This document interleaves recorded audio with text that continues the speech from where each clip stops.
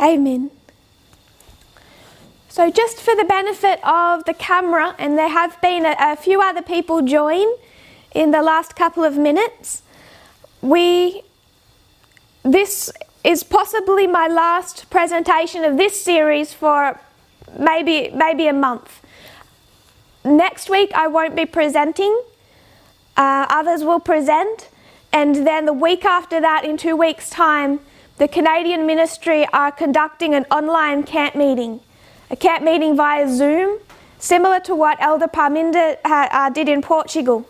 So my participation in that will be hosted from here, of course, and my participation will consist of 8 presentations over Friday, Sabbath, and Sunday.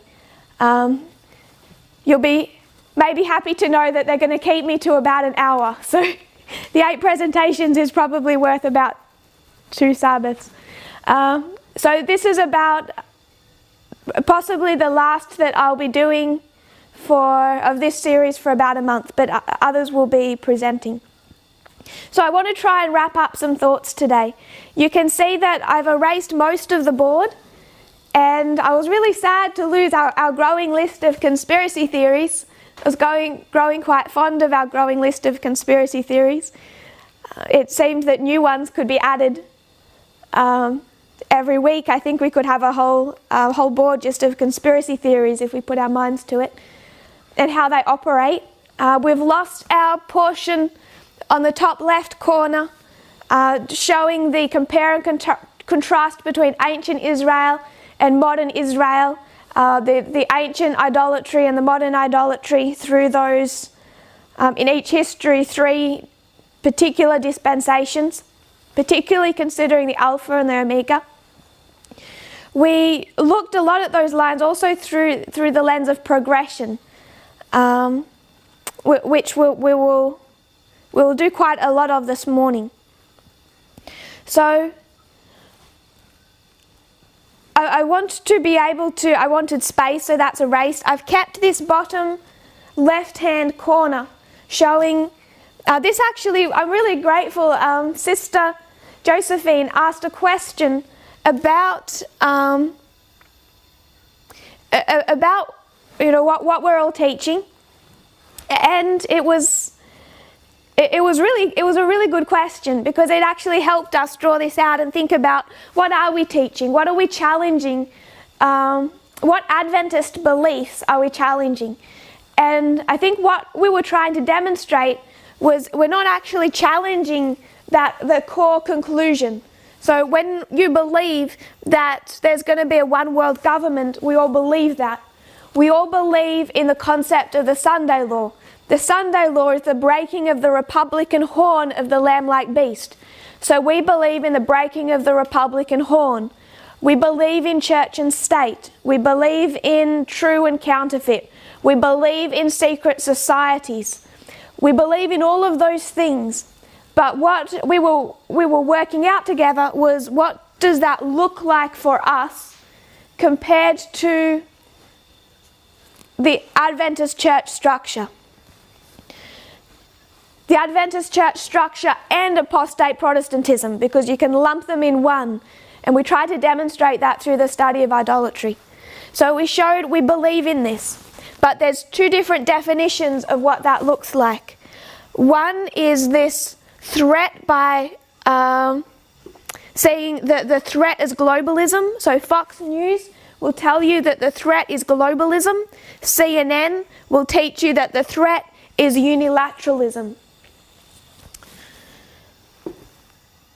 Fox will tell you the threat is globalism. If the threat is globalism, you believe that through conspiracy theories, and Donald Trump becomes your hero. CNN tells you the threat is unilateralism, uni meaning one superpower. You will understand that through the methodology of parable teaching.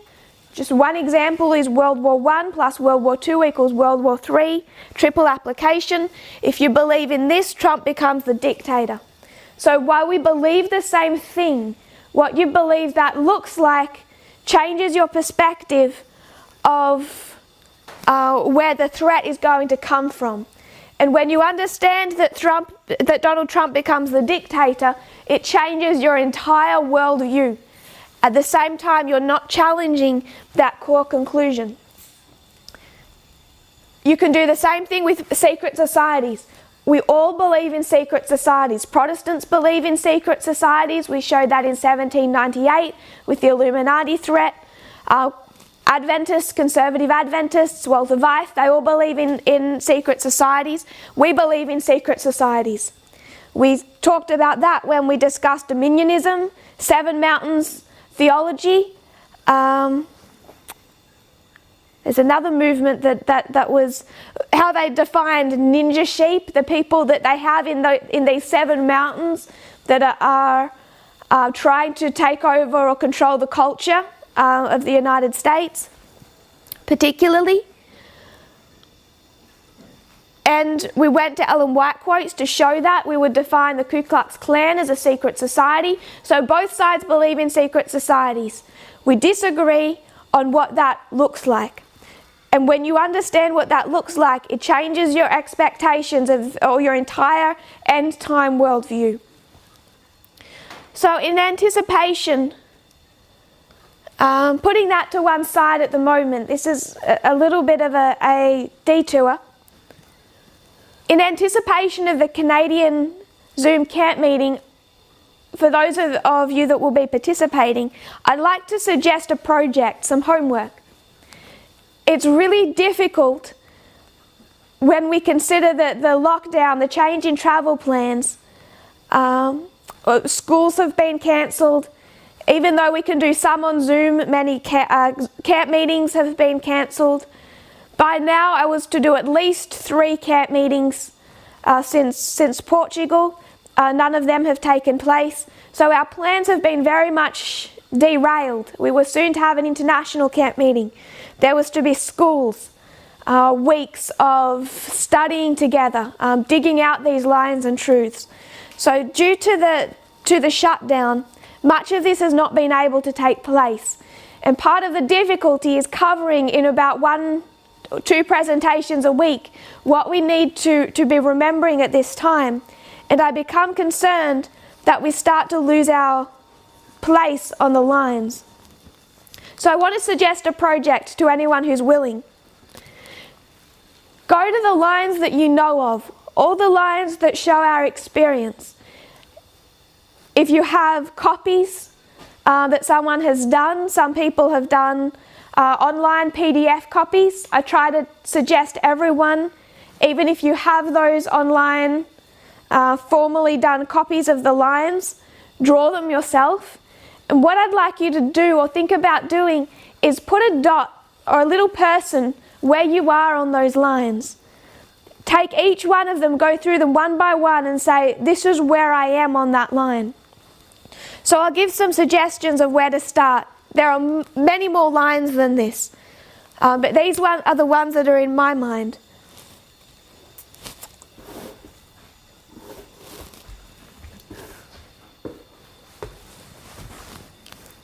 I need to take these off.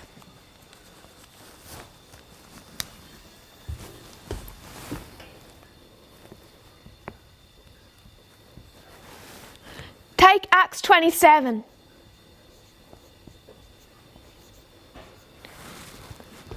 That was the foundational message of the Midnight Cry. It was the increase of knowledge of our latter rain Sunday law history. There is so much in Acts 27 to explain our experience as Adventists.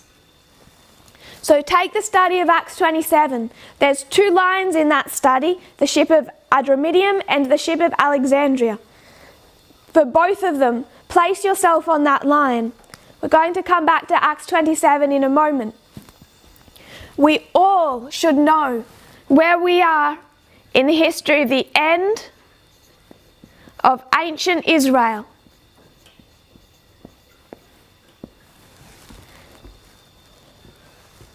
And I want to remind us that you can place yourself there twice. You can do 2 applications with that line.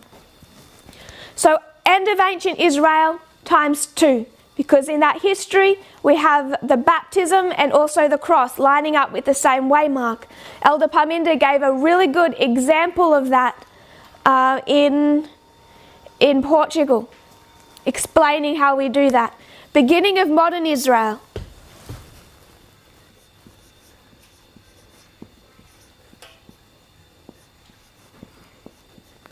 History of the Millerites. And I'll explain myself later. But you have at least 2 applications of that we should be all familiar with.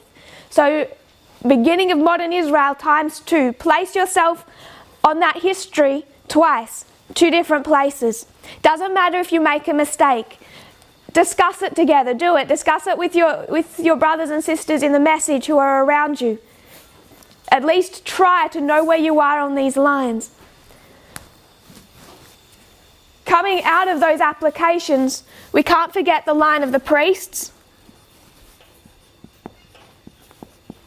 and the line of the 144,000. Diadochi Wars.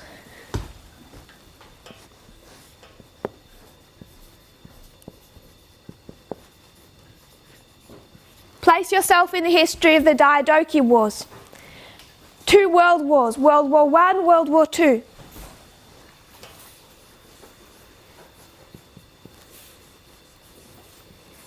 Know exactly where you are on the lines of the world wars. This one's interesting.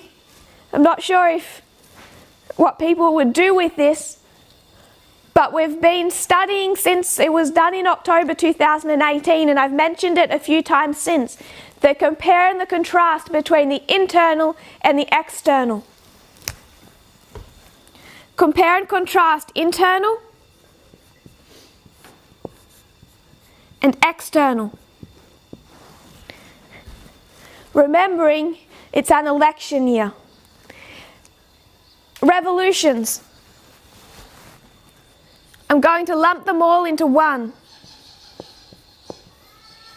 Know where you are on the line of the revolutions. The counterfeit. It's a little like the internal, external.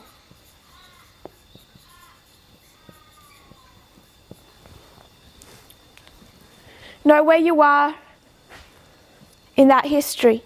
So this is about 14, 15 different lines where you can go to them and you can map yourself. The problem is that when you're missing one of these lines, you're missing part of your experience. There is something about your experience right now that you don't understand, that you won't understand if you're missing your location on any one of these lines. And I know that they are not the only lines in existence. There are others, important ones. Elder Parminder presenting in Portugal the history of Turkey and Egypt, and he shows where we are in that history, where we stand in 2020. So we should take that line. So there are others. But with these, we should all be able to know, or at least have on record so that we can check for any one of them to locate yourself on that line. So much that people are struggling with today would be answerable if they knew where they stood on every one of these lines. It is an anchor for our faith. So that's a little bit of a detour, because I wanted people to start thinking about that and looking at that prior to the Canadian camp meeting. So coming back to Acts 27, if we were just to remind ourselves about what Acts 27 teaches, it teaches us the experience of the United States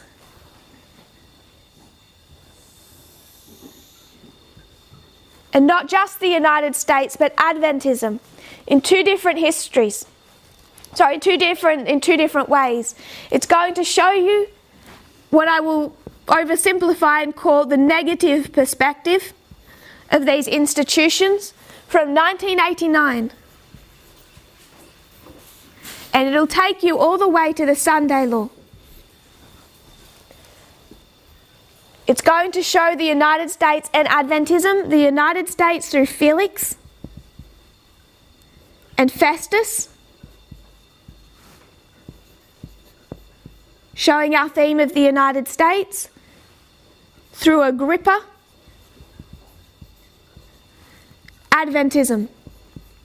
So you have two different institutions being given a warning message. This first ship of Adramyttium is showing the negative perspective. It means to abide in death. And it's going to take us through this history of 1989 through to the Sunday Law. This other ship, it also shows us that it's this other ship, that what I will oversimplify and call the positive ship, that actually shows us the problems that ship faces, how it goes off course, how it doesn't follow directions, how it's hit by the east wind and finally shipwrecked.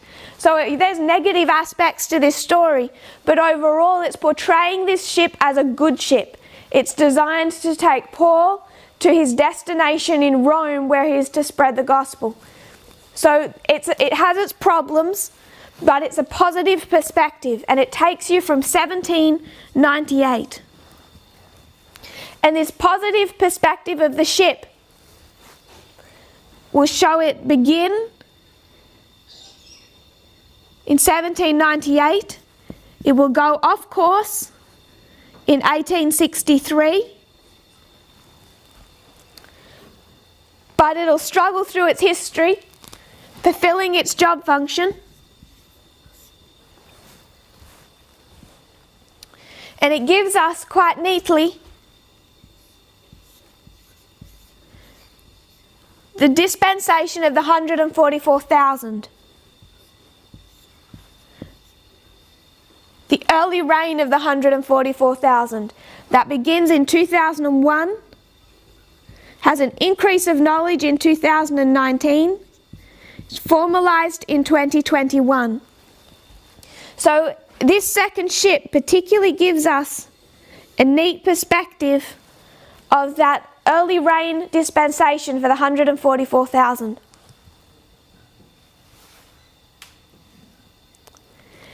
Both of these ships take you to the same point in time. Both of them take you to the Sunday Law, where these two institutions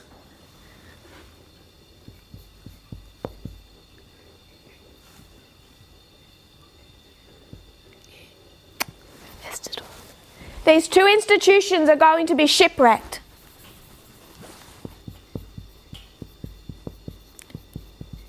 These two institutions will fall. United States and Adventism, both falling or shipwrecked at the Sunday Law. So why am I mentioning that now? Through our studies over the last month, we've been particularly addressing one subject. So two questions. One subject, all taught through Acts 27, but two specific questions.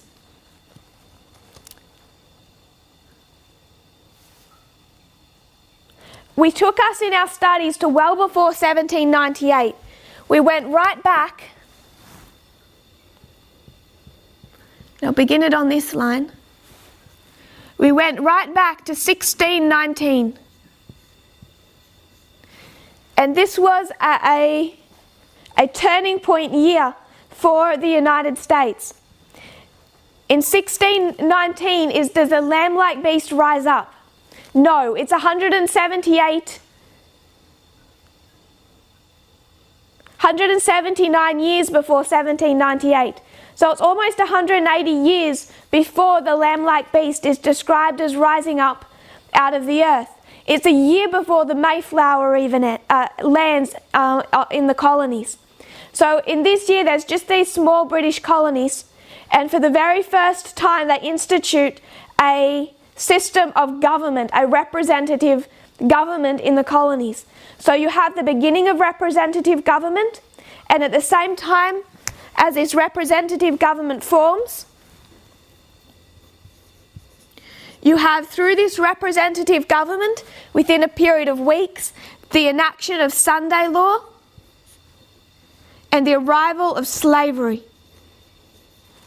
So you have this problem in the United States from very early on.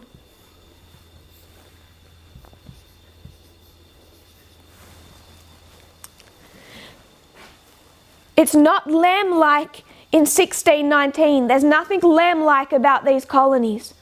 There was no religious freedom. There was no freedom. So we can see the United States, it had issues back in 1619. These two subjects that are dealt with first in 1850 and then in 1888 are already in existence. When we come to the United States in Bible prophecy, it's not represented as a lamb-like beast until 1798. They have to go through the revolution, enact the Constitution, form a representative government, form the Bill of Rights, etc. So it's demonstrated in Acts 27 as rising up here, and it's going to go through this history. And what this leaves us with is two particular questions we've been trying to address in our studies. The first question is, what is the sin of the United States? Now write these questions on the board. First question. What is the sin at the Sunday law? I put Sunday law in parentheses. What is the sin of the United States at the Sunday law? What makes it shipwreck at this waymark? Our second question. The United States falls here, the Republican horn is broken. We're looking at what that looks like. But our second question is what we have focused on for most of the last month. And that is, why does Adventism fall here?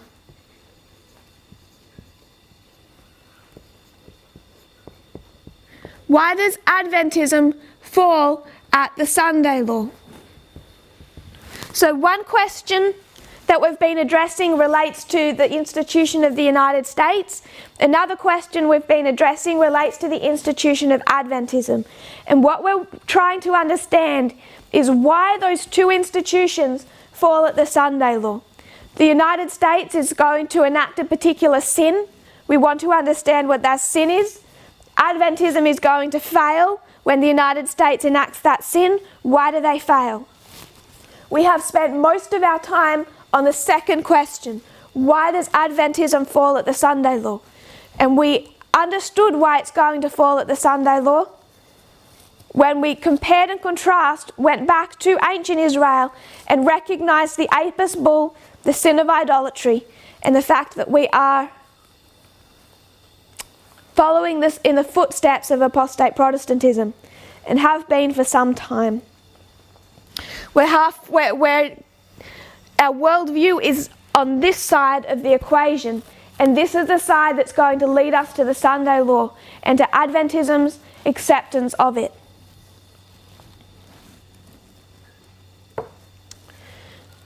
So we looked at, to understand the first question, I'm putting the second question to one side. So far we've done with that question.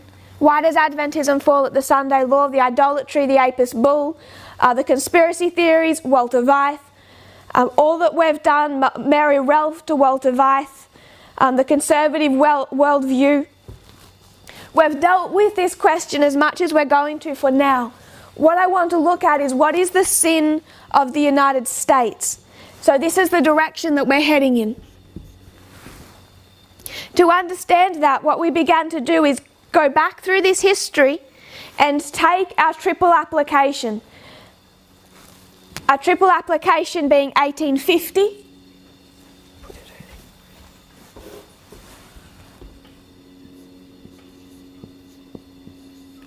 plus 1888 equals the Sunday law.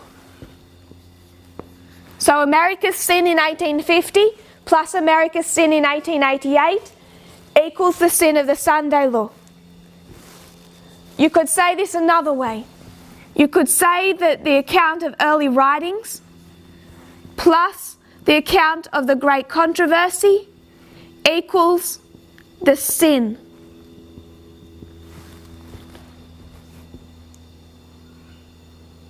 I had another way to put it. It just passed my mind. Oh yes, looking at the Ten Commandments. 1850 is crime against who? It's breaking the 6 about our fellow man. 1888 is breaking the what? The 4. Crime against God. 6 and the 4 equal the 10. So you can look at this in different ways. It's 1850 plus 1888 equals the Sunday law, the account of early writings, the account of the great controversy, equaling the sin of the Sunday law, and you also have the 6 commandments broken, then the 4 commandments broken, combined to see the 10 commandments broken in their entirety in this dispensation, the end of modern Israel. So as we look at these chapters, it's early writings and great controversy. It's the sins of Babylon and the scriptures a safeguard. Those 2 chapters with some surrounding context show us what the Sunday law looks like today. But we have to remember we're going from literal to spiritual. So this is early writing, slavery, literal, application, spiritual. Great controversy, Sunday laws, literal, application, spiritual. So this is literal plus the literal. These 2 literal histories to give us the spiritual or the symbolic. So we need to understand all of this to understand the Sunday law in our own time. What I want to do today is, before we consider starting to cut the history of 1619, particularly 1798, to the Sunday law, before we start cutting it up into these 1850, 1888 dispensations, I want us to look at the whole history as one connected story. One of the reasons that conspiracy theories exist is because people cannot recognize that we are dealing with the same issues that have plagued America for over 400 years. The issues being faced today are connected to the issues that have been in existence from the very beginning of the United States as a colony. So for now, forget about cutting the line. We're going to look at this whole history as a progression. Nothing comes out of the blue unexpectedly. Do we know what that phrase means, come out of the blue? If you're looking at the sky, nothing is just going to suddenly flash out of the blue, out of the sky, that you don't see coming. So when I say it's not going to come out of the blue, it's not going to come out of the blue sky without you seeing it on the horizon and seeing its progression, seeing it come to you. We can look back all the way to 1619 and see that Sunday law as it comes to us. It's not going to come as some type of surprise, not if you're prepared.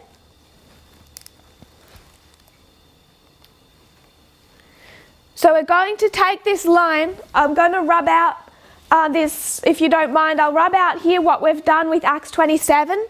I just wanted to do this so we could have a memory, truly understand what 2 questions we were trying to answer over the last month. Both questions you can take from Acts 27. We're dealing with the 2 institutions and why they fall. United States. What is the sin of the United States at the Sunday law? We're heading in that direction. We've spent most of our time focusing, why does Adventism fall here?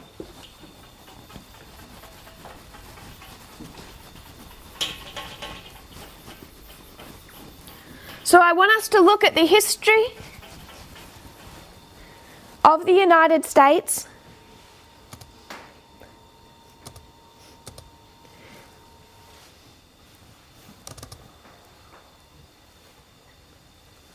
all the way back from 1619. It had the first representative government in the colonies, and this first representative government enacted a Sunday law at its very conception, and at the same time, weeks apart, so began the slavery within British colonies in the Americas. We'll skip about 170 years. In this history, you have the American Revolution. They fight for their freedom from Britain. They form the Republican government. They enact a constitution. They write the Bill of Rights. All of that history leading up to 1798. And what they do in this history is they make two particularly relevant claims to us. First of all, they separate church and state. Second, says all men are created equal. So at the very beginning they have the issue of Sunday law.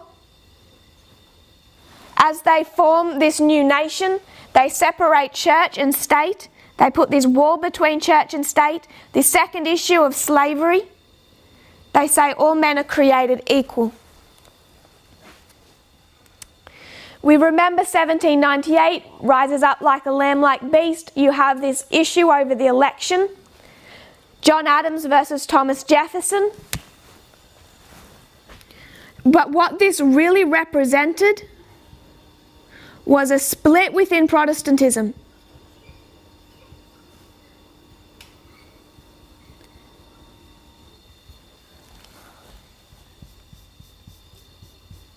There is this split within Protestantism through the two great awakenings. You have socially conservative Protestantism following John Adams, and you have this more socially liberal, inspired by the American Revolution, more liberal branch of Protestantism,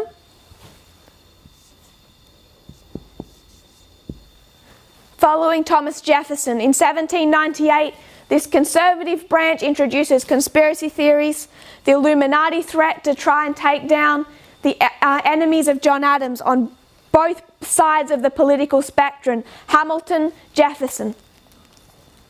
So you have the introduction of those conspiracy theories. I want us to look at this issue as it progresses on the subject of slavery. So both sides of that argument of abolition and for slavery are both led by Protestants. We need to remember particularly what Elder Parminder taught in Portugal when he discussed this time period, and he discussed the writings of Lich, and when Lich talks about the clergy and the public. Who are the public? The public are Protestants, because everyone in the United States there comes somehow under this concept of being a Protestant.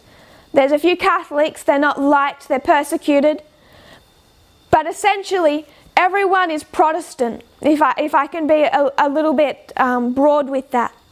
So when you have this huge fight over slavery, both sides of that argument, north, south, for slavery, for abolition of slavery, are both led by different factions of Protestantism. And it's particularly interesting. What I'm not trying to do is cut our line. Because I'm not trying to cut our line, I'm not going to try and focus on key waymarks of that history. I'm going to not care about what dates I'm putting with that. I'm just going to put the relevant ones for our subject. But I do want to mention this, and I used this book in Portugal. It's a book titled America 1844, Religious Fervour, Westward Expansion, and the Presidential Election that Transformed the Nation. I'm going to read from page 41, just a small section. The year 1831 had been a propitious one for the embryonic abolitionist movement. So 1831 was a key year in this abolitionist movement. And why is 1831 become important to us? 1831 to 1833 is it's the formalization of our message, 31 to 33. William Lloyd Garrison founded the newspaper The Liberator in 1831. Abolitionists in Boston founded the New England Anti-Slavery Society, and slaves led by Nat Turner rose up against their masters in Virginia. Southerners were annoyed by Garrison and the fledgling society. They were scared to death of Nat Turner. So they were annoyed by the Anti-Slavery Society. They were scared by the slave rebellion led by Nat Turner. 2 years later, in 1833, the American Anti-Slavery Society was founded.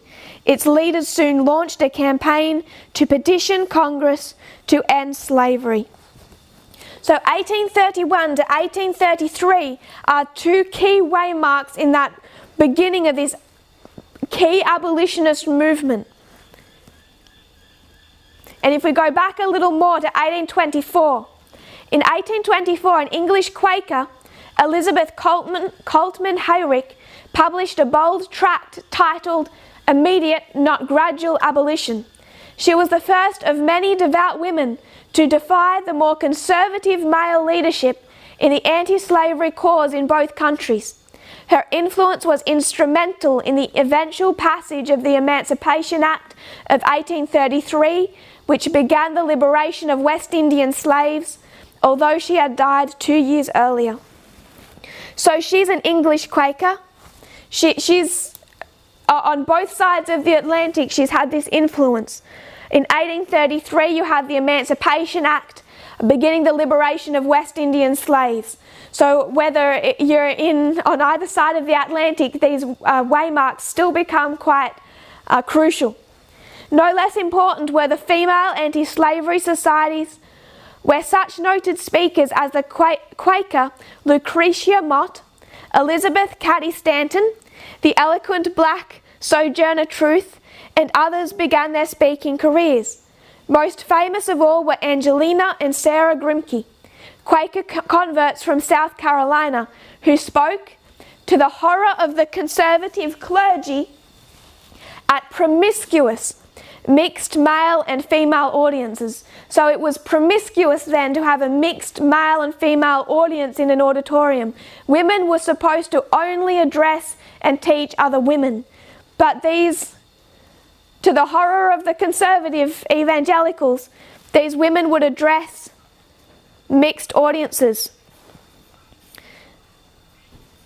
All of this and other efforts by other individuals led to the American Anti-Slavery Society of 1833, an abolitionist society formed by William Lloyd Garrison and Arthur Tappan.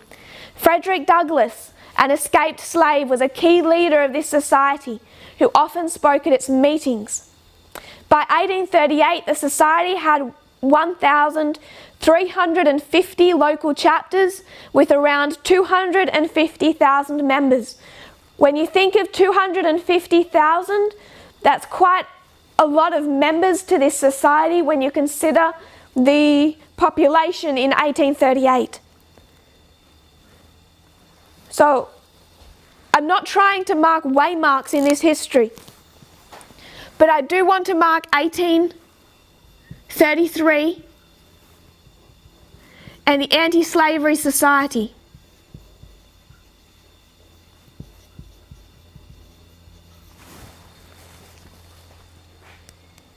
So now you have two sides starting to form in the United States, two sides of Protestantism, because everyone is Protestant. We talked about Charles Finney. He's a leading Protestant evangelical teacher. He was an abolitionist who led at Oberlin College. This was the first American college to accept women and blacks as students in addition to white men. From its early years, its faculty and students were active in the abolitionist movement.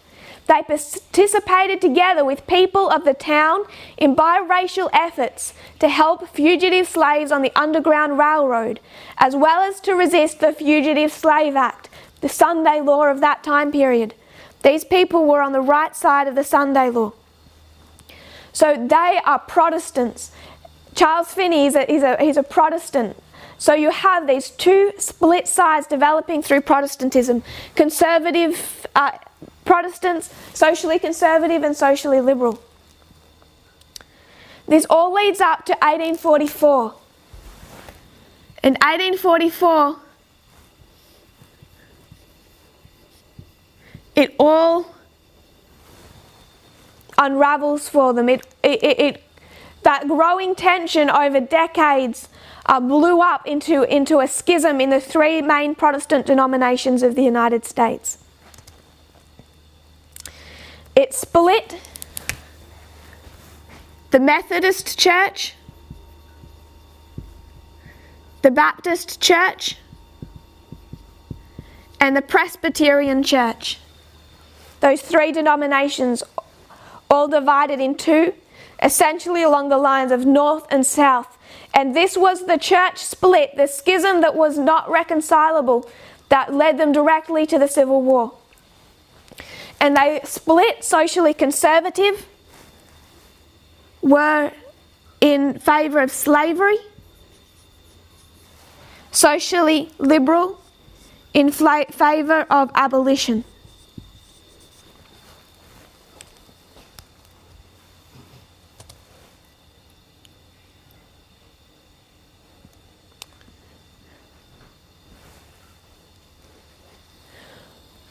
We have to be careful against articles that actually claim to support our beliefs, who manipulate this history, just so we're on our guard. Even an article that is fighting against slavery in this history, that's saying our pioneers, our Millerite pioneers were against slavery, were leading abolitionists, even ones that support our beliefs can manipulate Millerite history to support them, and it becomes dangerous. Whether we like the article, whether we like the conspiracy theory, it doesn't matter what it is. If it manipulates history or uses wrong methodology, we should discard it. An article was shared with me this week that said how Millerites were leading abolitionists in this time period when very few people were fighting against slavery. That's so easily disproven. You don't have 250,000 members of one anti-slavery society at a time period when the population is so much smaller than today, without many people fighting against slavery, many abolitionists who were not Millerites. That isn't to discount our history of our leading pioneers as being people who stood for equal rights, who stood for the abolition of slavery and recognised it for what it was. They did do that. We should recognise that legacy and what they stood for, and the sin of the United States that they were able to recognise. But any article that even supports our beliefs but manipulates history should be discarded. And we're in growing danger of that. Coming back to this split in Protestantism. In the 19th century, slavery became the most critical moral issue dividing the Baptists in the United States. It really happened through decades of compromise. At the beginning, early in their history, prior to 1798, and through that into the early Second Great Awakening, Baptists opposed slavery. They never taught that slavery was biblical or not a sin. But as Baptist missionaries went into the South, they struggled to gain a foothold in the South. So they began to, by small incremental steps, they began to compromise in their message. So the next generation of Baptist preachers began to accommodate themselves into Southern society. Rather than challenging slavery the way that they had done at the beginning, they began to interpret certain Bible passages as if they were supporting the practice of slavery. They began to, first of all, defend it to the north. And this really developed in something we're going to discuss, into something that was what I today am going to call nationalistic. So the Baptists in the South are resenting the Baptists in the North, saying, you need to tell all those sinners down there to stop owning slaves. Those Southern Baptists who don't themselves own slaves, those ministers, they start resenting this intrusion of the North on their territory. So they start to push back against the North and saying, stay out of the South. And while you're at it, explain these verses and these passages. Maybe it isn't so bad after all. Deal with your own problems. Stop criticizing us. So they began to be this defensiveness, I'm going to call it a type of nationalism between the North and the South. They started preaching to slaves to accept their place and obey their masters. In the 2 decades after the Revolution, into the Second Great Awakening, the Southern Baptist preachers abandoned their pleas that the slaves be freed. So this didn't happen at once. It was incremental steps of those Southern ministers, partly because of their nationalism and their resentment of Southern encroachment on their territory, began to, first of all, justify slavery, excuse slavery, then more and more defend slavery, and then by the end say it was a God-given mandate. In 1844, Basil Manley Sr., president of the University of Alabama, this is the South, a prominent preacher and a major planter who owned 40 slaves, drafted the Alabama Resolutions and presented them to the Triennial Convention. These included the demand that slaveholders be eligible for denominational offices to which the Southern associations contributed financially. So what he's saying is, we Southerners support you financially, these associations, therefore you must be willing to admit Southern slave owners into denominational offices in the Baptist Church. These resolutions failed to be adopted. So you can see this divide between North and South just with the churches before it becomes the state, and it's nationalistic in its mentality. The South is saying, we give our money to you, we support you, and yet you're not giving us leadership positions and authority. In Georgia, the Baptists decide they're going to test the North. They're going to put a test before the North. The North claims neutrality. The North has its issues with compromising. They say they're in this kind of neutral position. So Georgia decides to test them. And when a position opens up in the Home Missionary Society, they need a missionary, Georgia recommends a slaveholder. The Home Mission Society's board refuses to appoint him, noting that missionaries were not allowed to take servants with them. So the missionaries weren't allowed to take a servant, and if you're not allowed to take a servant, clearly you can't take a slave. So they would not make a decision that had any appearance of endorsing slavery, although they do it in this roundabout kind of fashion. Southern Baptists considered this an infringement of their right to determine their own candidates. So this is a north-south tension between northern states and southern states in the Baptist church. It's nationalistic in its mentality. The South is saying, we give you money, we support you financially. Over the decades before, they've more and more come to a position where they see slavery as being mandated by God because of their literal to literal interpretation. Ancient Israel had slaves, modern Israel has slaves. So they're going to use two arguments to defend slavery. One of them is that to not support slavery and not allow us to support slavery in our own states is a violation of our freedom. And they're also going to argue it's a violation of our religious liberty. Remember, we're talking about the South here.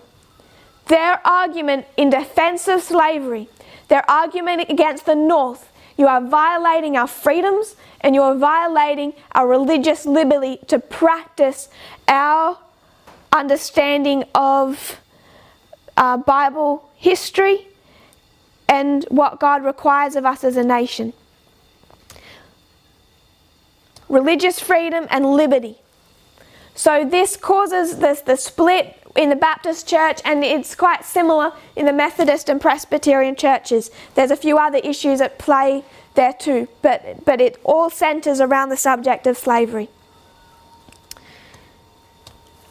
We haven't concretely presented the Millerite history in all of its lines, in all of its main line, and all of its fractals. But if you can, I just make a statement that, and I can prove it to you at another point in time. I'm going to say 1848 is a waymark in Millerite history. I think that might have already been taught somewhere. But 1848 is a waymark. I want to mark 1848.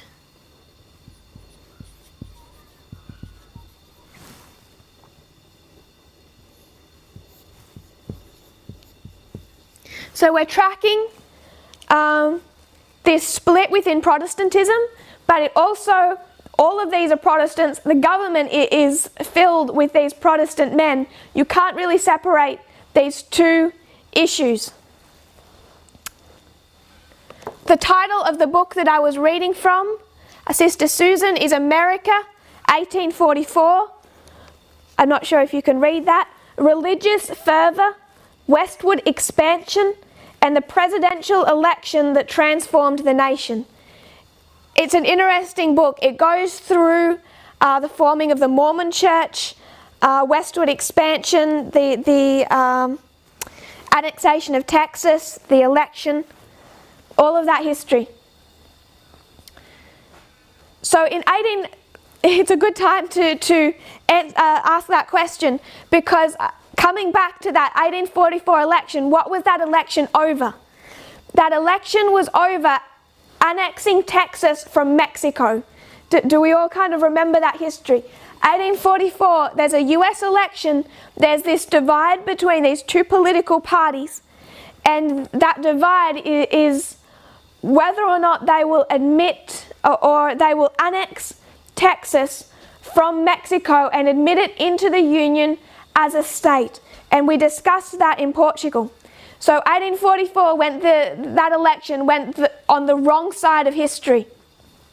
It went on the wrong side of history that led to the Mexican War just after 1844, and they annexed Texas. That whole history is absolutely crucial to that reform line, how America expanded.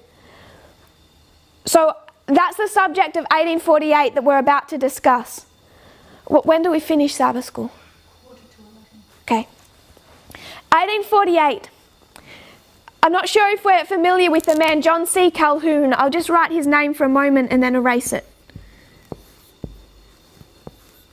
John C. Calhoun, he's quite legendary in that history.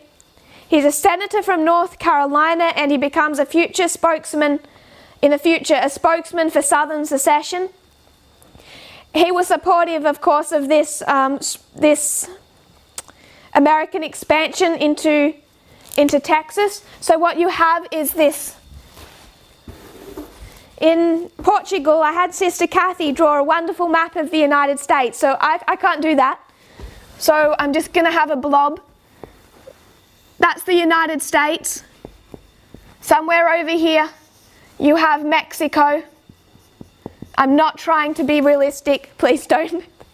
I'm just doing blobs. You have the United States and you have Mexico.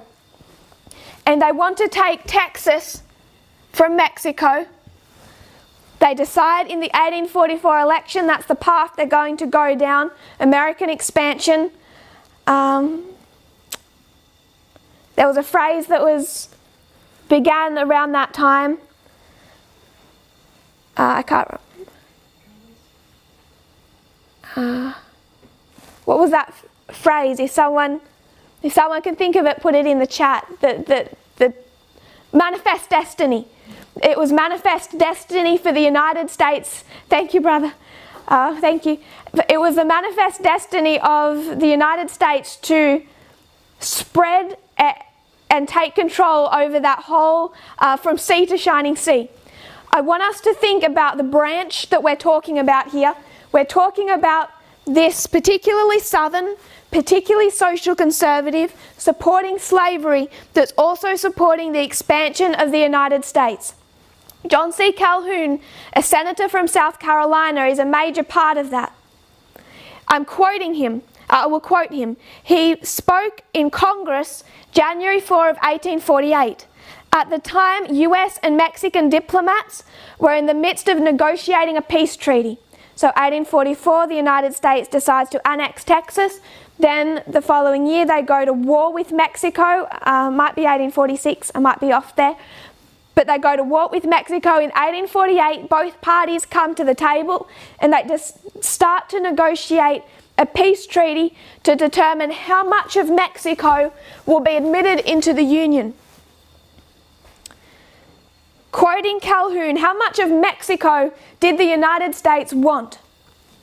We have never dreamt of incorporating into our union any but the Caucasian race, the free white race. To incorporate Mexico would be the very first instance of the kind of incorporating an Indian race. For more than half of the Mexicans are Indians, and the other is composed chiefly of mixed tribes. I protest against such a union as that. Ours, sir, is the government of a white race. The great misfortunes of Spanish America are to be traced to the fatal error of placing these black races on equality with the white race. Are we to associate with ourselves as equals, companions, and fellow citizens, the Indians and mixed race of Mexico? Mr. President, I would consider such a thing fatal to our institutions. We make a great mistake, sir, when we suppose that all people are capable of self-government. We are anxious to force free government on all. And I see that it has been urged in a very respectable quarter, that it is the mission of this country to spread civil and religious liberty over all the world, and especially over this continent. It is a great mistake. None but people advanced to a very high state of moral and intellectual improvement are capable in a civilized state of maintaining free government. So I read that to my sister earlier this morning and she responded in non-verbal communication, which I won't repeat on camera. But do we recognize what he's saying? I want us to think about the implications of that. The United States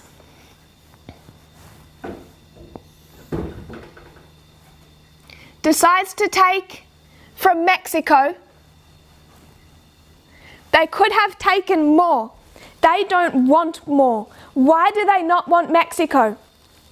Because they're not white enough. It's racism at its beginning. What we're looking at, it's quite curious to me. It's like a reversal of literal to spiritual. What do we have today? We have a literal war on the US-Mexican border to keep out who? People who essentially are not white enough. It's not just white and black. It's mixed race. It's the Southern American people as well. But this wall that Donald Trump is building, he's making the same argument as they made in 1848 when they could have had Mexico and they chose to not have Mexico. They didn't want it. They didn't want it because it was composed of Indians and mixed race people largely. And to admit more of Mexico into the Union would have meant to include those people as citizens of the United States and therefore dilute the white race. So they're going to argue against admitting more of Mexico into the Union, which I just find so interesting today when we have the same argument between the United States and Mexico and who the United States will allow through that border. It's the original border war, except it's like we have the literal today and they had the spiritual then. But what argument is he using to defend this racism? He says we are anxious to force free government on all. It is the role of this country to spread civil and religious liberty. The argument they are using on behalf of this belief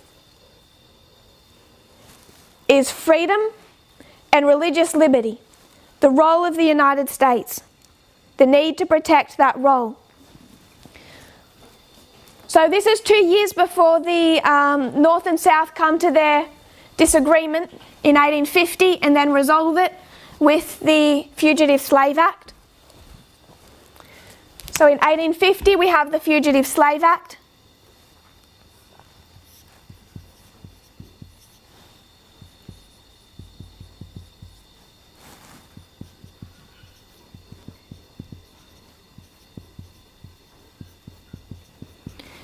And this really explains, we won't go into detail of this article, of this law, but this starts to explain why Ellen White says God's judgment was upon the North. The South is already so far gone, but the judgment is upon the North because of how they consistently compromised. The 1850 Fugitive Slave Act, by the way, remember, I think it was 1792 or 1793. It had already been in existence. It's just repeated and reinforced in 1850. It's nothing new. It was enacted, it was written and enacted by the North. Written by the fellow, the good guy who lost the 1844 election to the bad guy. So I'm going to skip that 1850 because I'm not trying to do the reform line. I'm going to come to the Civil War, 1861 to 1863.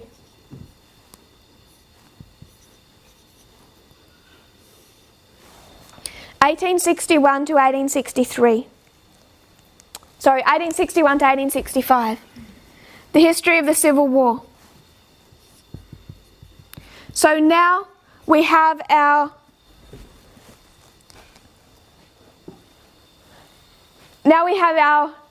official civil war. The states are divided.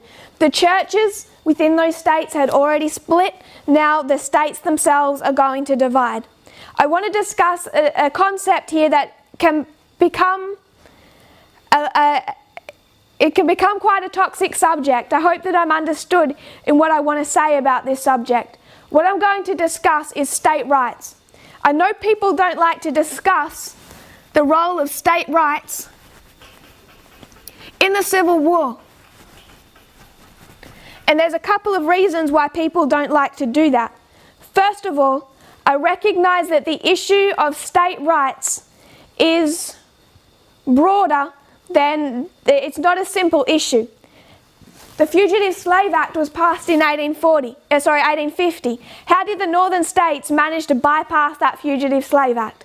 They used the principles of state rights. So even though the government wanted to enforce the Fugitive Slave Act, the northern states, for the most part, actually didn't act on it because they were able to bypass it with their own state laws and legislatures. And this bypassing of the northern states, where they don't enforce this Fugitive Slave Act, is what each one of those southern states cite as their key, one of their main key grievances at the beginning of the Civil War. It really upset the South that these northern states didn't comply.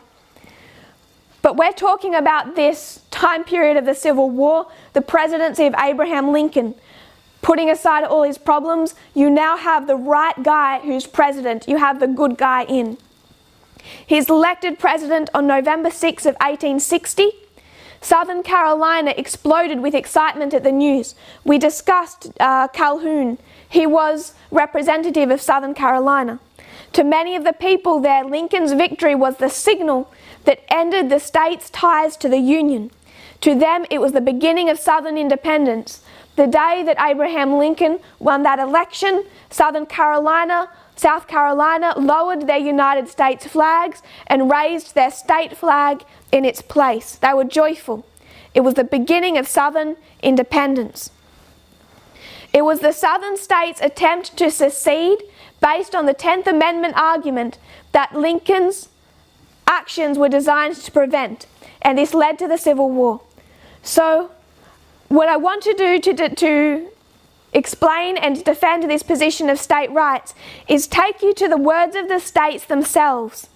Every state in the Confederacy issued an article of secession declaring their break from the Union.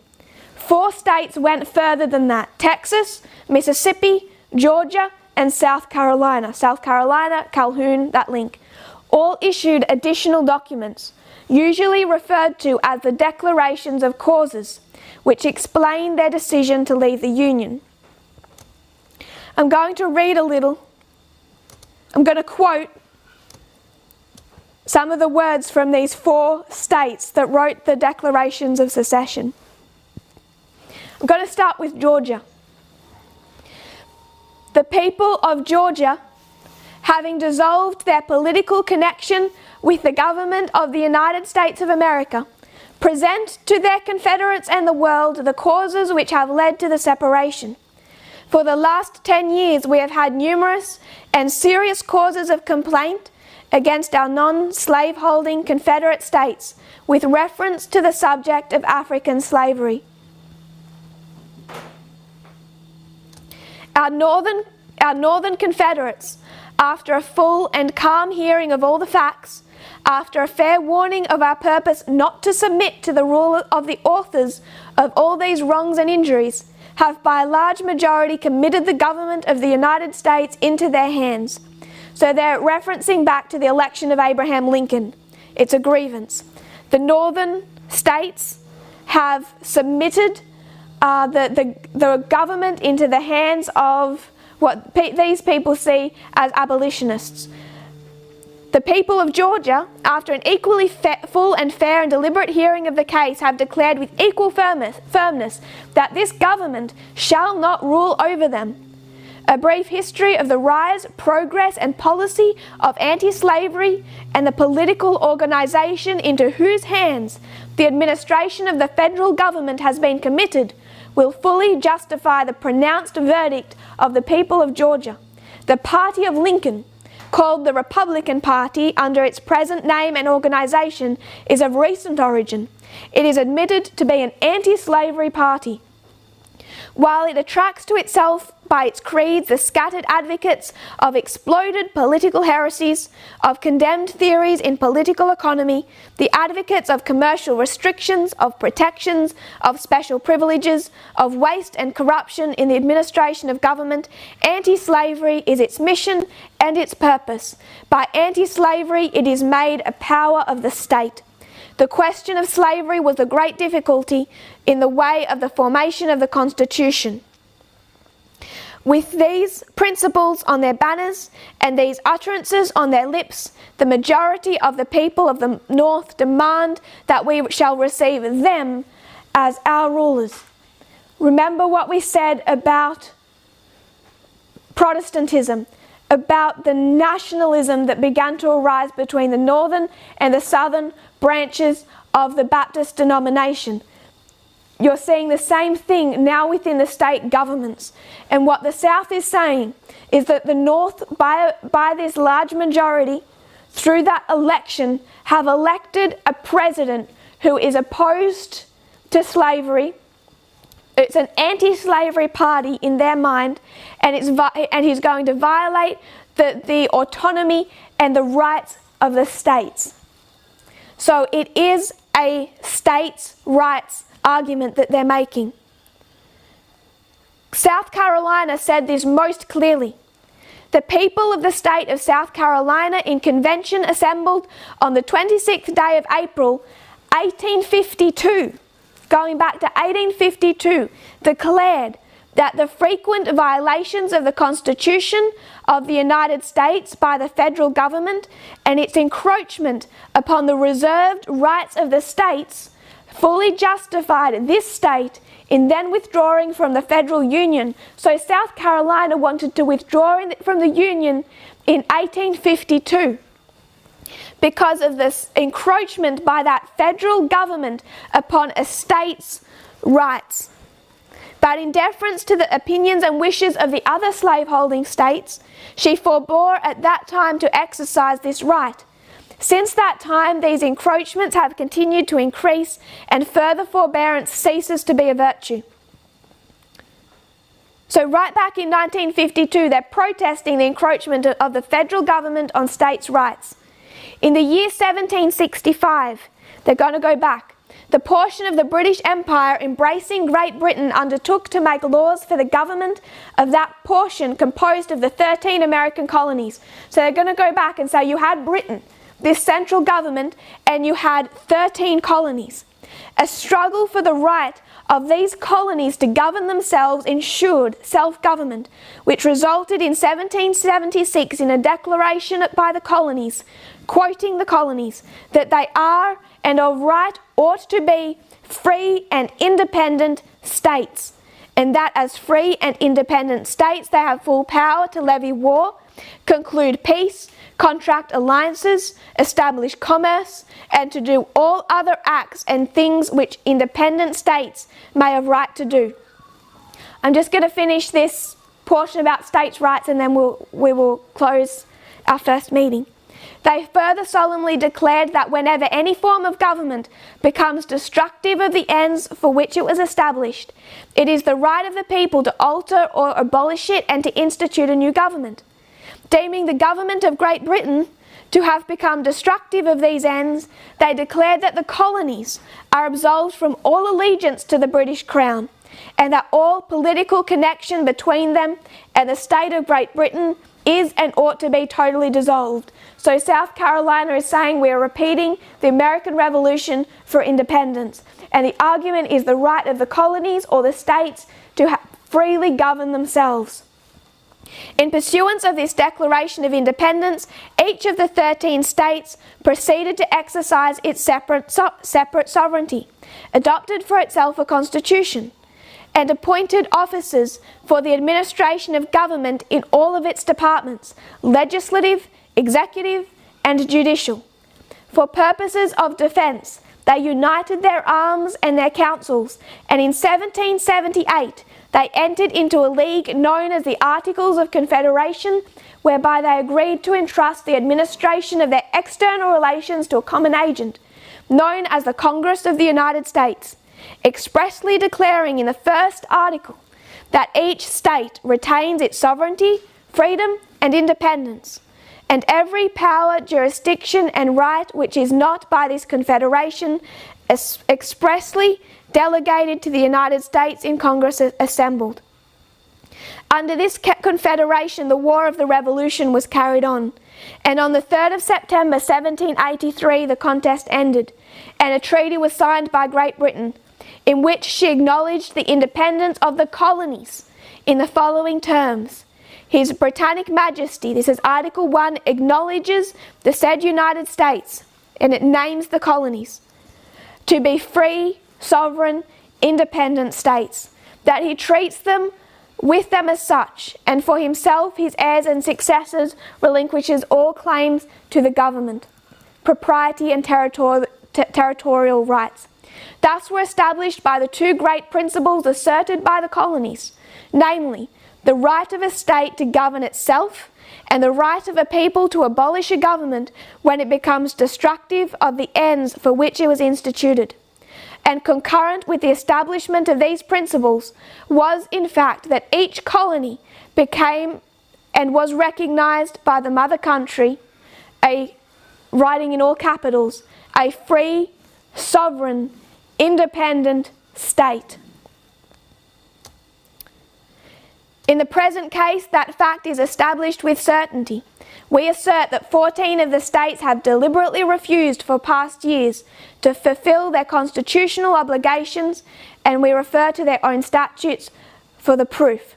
It says for 25 years this agitation has been increasing until it has now secured to its aid the power of the common government. A sectional party has found within that article establishing the executive department, the presidency, Abraham Lincoln, the means of subverting the Constitution itself. A geographical line has been drawn across the Union, and all the states north of that line have united in the election of a man to the high office of President of the United States whose opinions and purposes are hostile to slavery. The guarantees of the Constitution will then no longer exist. The equal rights of the states will be lost, states' rights. The slaveholding states will no longer have the power of self-government or self-protection, and the federal government will have become their enemy. So we've quoted from Georgia and South Carolina. And what are they arguing for? They're arguing that it violates their freedom, and it violates their state rights. The reason people don't like to talk about state rights is because it's usually used by those who defend the South as an excuse. They say they were defending their rights as states. It wasn't about slavery. And they try and make the South look better in this whole argument. So then those opposed to or for equality, their reaction is it had nothing to do with state rights. It was about slavery. The truth is, it was about state rights because that was their excuse to defend slavery. The issue was slavery. If they didn't want slavery, they would never have had a problem with Abraham Lincoln and their state rights. So the issue is slavery. I'm not denying that. But their defense of that institution is going to be their independent rights as states. Short quote from Texas. It essentially says quite the same thing. This acquiring of sufficient power in the common government is a means of destroying the institutions of Texas and the sister slaveholding states. So this executive branch, this government that South Carolina described as Great Britain, has acquired enough power that it's going to destroy the independence, the institutions of Texas and the other slaveholding states. In all the non-slaveholding states, in violation of that good faith and comity which should exist between entirely distinct nations, the people have formed themselves into a great sectional party. So they're saying the non-slaveholding states, where they should exist as entirely distinct nations, have united under Abraham Lincoln. So they're going to accuse the North of not defending their own state rights in forming this government. They're saying that these states should have how much freedom? The states should be as if they were entire distinct nations. The people have made themselves strong enough in numbers to control the affairs of the other states, the southern states, based upon an unnatural feeling of hostility to these southern states and their beneficent and patriarchal system of African slavery, proclaiming the debasing doctrine of equality of all men, irrespective of race or colour. That debasing doctrine of equality, a doctrine at war with nature, in opposition to the experience of mankind and in violation of the plainest revelations of divine law. The other argument they're going to argue for, religious liberty. We have defended in prior presentations the fact that the South used the claim of religious liberty, their right to practice what they believed God had mandated, slavery, as an excuse for the Civil War. They believed slavery was instituted from the beginning in ancient Israel through New Testament times, and as the United States was the glorious land, they would have institutionalized slavery, and to abolish it would be to violate their religious liberty. So what I want us to see in this history, as this issue of slavery grows and develops, these two branches of Protestantism splitting, first as denominations, then it heads and the states themselves split.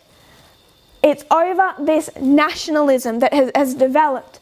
And what you have is the South defending all the way through this history, whether it's the Southern Baptists or whether it's South Carolina, that what is being impinged upon is their freedom and their religious liberty. And once you get to 1861, They're going to say that this core government is impinging on the rights of the states to govern themselves. So we'll close now. When we come back, I want us to we're going to keep tracking this history. We'll move beyond slavery and see how this divide in Protestantism continues to develop. If you kneel with me, we'll close in prayer. Dear Father in heaven, thank you for our blessings. Thank you for your goodness towards us, Lord, for your mercies. Lord, we see where you have led your people in the past. We are grateful when we look back and see that our pioneers saw these issues in a correct light, in a warped light, Lord. They did not understand full equality at the end of the world. They did not understand the return to Eden. But for their time, Lord, they accepted just what you required them to accept, and that is the abolition of slavery.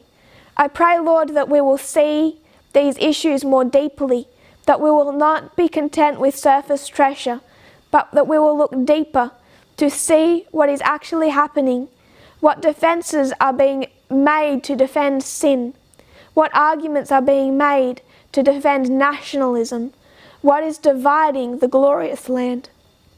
Lord, as we see that, I pray that we might make correct application for our own experience.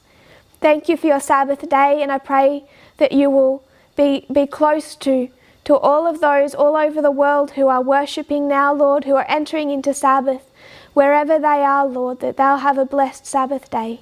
In Jesus' name I pray. Amen.